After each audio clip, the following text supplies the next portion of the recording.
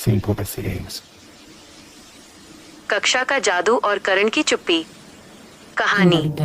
एक बड़े से स्कूल में एक क्लासरूम था जहां बहुत सारे बच्चे एक साथ बैठकर पढ़ते थे, ठीक वैसे ही जैसे आपके वीडियो में दिख रहे हैं। ये सभी बच्चे अपने अपने डेस्क पर झुके हुए थे और शांति से लिख रहे थे। इस क्लास में करण नाम का एक लड़का था। करण बहुत समझदार था, लेकिन उसे लगता था कि वो बाकी बच्चों जितना तेज नहीं है। जब भी क्लास में कोई सवाल पूछा जाता, करण को उसका जवाब आता था, लेकिन उसे डर लगता था कि अगर वो बोलेगा और जवाब गलत हो गया तो सब हंसेंगे। इसलिए वो हमेशा चुप रहता था और अपनी कॉपी में चुपचाप लिखता रहता था। एक दिन उनकी टीचर ने बोर्ड पर एक मुश्किल गणित का सवाल लिखा।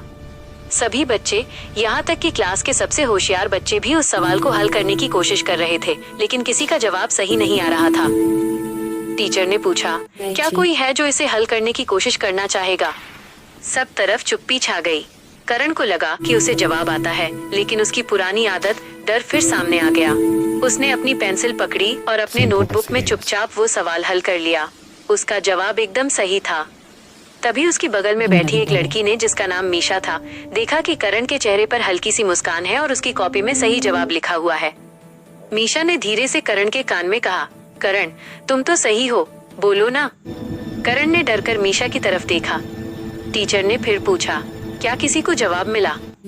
मीशा ने हिम्मत करके हाथ उठाया और कहा, मैम, मुझे लगता है करण को जवाब पता है। सभी बच्चों की नजर करण पर टिक गई। करण का दिल जोर जोर से धड़कने लगा।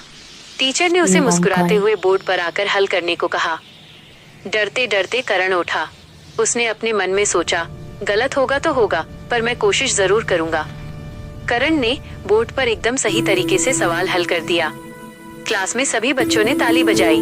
टीचर ने उसे शाबाशी दी और कहा, करण, तुम्हारा जवाब सबसे पहले और सबसे सही था।